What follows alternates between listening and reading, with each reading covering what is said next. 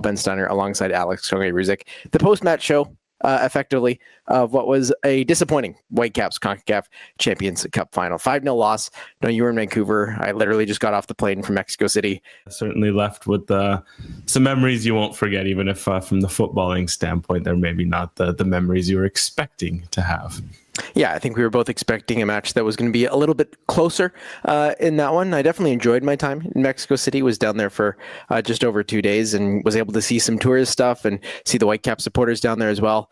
But, we get into this game, it just was wrong from warm-ups. They looked scared in warm-ups. They were missing the net, unlike I've seen before in warm-ups. The match starts 8 minutes in. They're down 40 minutes in. They're down 4-0. And, of course, Ipavelda gets another one. It just, everything went wrong for these Whitecaps. As you had in your 3 thoughts on One Soccer, they didn't get a touch in the attacking penalty box. They didn't even get a shot attempt. It was disaster from the start for the Whitecaps. For me, it was a bit of a disaster from before the start. The organization around the media for this final was chaotic at best, very CONCACAF. They said, go in one gate, and then they redirected us around the stadium. Next thing you know, I'm in the basement of the stadium. I don't know where I am. The CONCACAF badge is on the wrong side of my accreditation. My very broken Spanish is not necessarily helping me in this scenario. Eventually, I get into the stadium, and it's an old stadium. It's a UNESCO World Heritage Site, so they can't be, building the stadium up and modernizing it. It's the third choice stadium for Cruz Azul. Of course, it's Pumas' stadium. And I get to the seat, and it is just a seat. It's just a fan seat in the lower bowl. There's a press box, but that was being used for VIPs. No desk, no power, just a seat. I'm like, okay, I guess this is it. I was about right on the halfway line. I couldn't see maybe 12 feet in from the near touchline because it's such a shallow bowl. But definitely the most interesting press setup I've ever had. But it was loud. I think, Alex, you had a similar situation in Costa Rica during World Cup qualifying that you're right in the middle of it. I was dodging streamers while trying to write my article before my battery died on my laptop.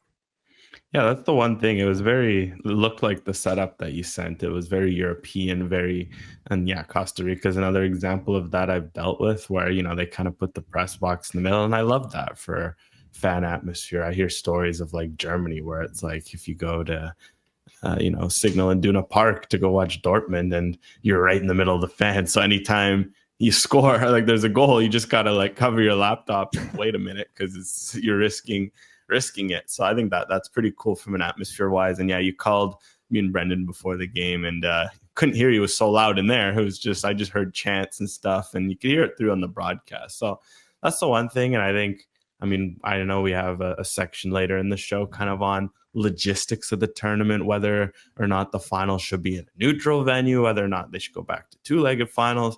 But one thing, it is nice when a final is in a home stadium from that perspective, right? You sometimes lose that from a neutral venue, and we've seen that within CONCACAF at Nations Leagues and Gold Cup. So I thought that was maybe one cool aspect that for those Cruz Azul fans, they got to see their team lift their trophy in a raucous atmosphere. Yeah, and we did talk about teams that haven't won trophies in a long time. That's their first CONCACAF title since 2014. A lot of fans there were frustrated that they lost to Club America in the semifinal of the playoffs, but they end the season with the trophy. They can go celebrate into the offseason. And the chance late in the game for their head coach for 6 goals, they were saying says initially, and then they switched to 6 because they wanted the Whitecaps to understand that they were going for 6. It was a great atmosphere. Only 33,000. They can't pack that stadium because it's not stable for the full 69,000 anymore. But a great atmosphere. And I think the nearly 1,000 Whitecap supporters are probably still glad they went to that one. I know that I'm glad I went to cover it, even though it didn't come out on the side that many folks from Canada were hoping for. But if we get back into the game a little bit, the Whitecaps had this style that had thrived throughout the season. They had that right side that was thriving with Pedro Vite and Ali Ahmed at points, Jaden Nelson sometimes on that side, Brian White, outstanding up top. The backline had been fantastic. What happened? They couldn't play out of the back last night. Andres Kubas had probably his worst game in a Whitecap shirt. It just all seemed to go incredibly badly right from the start.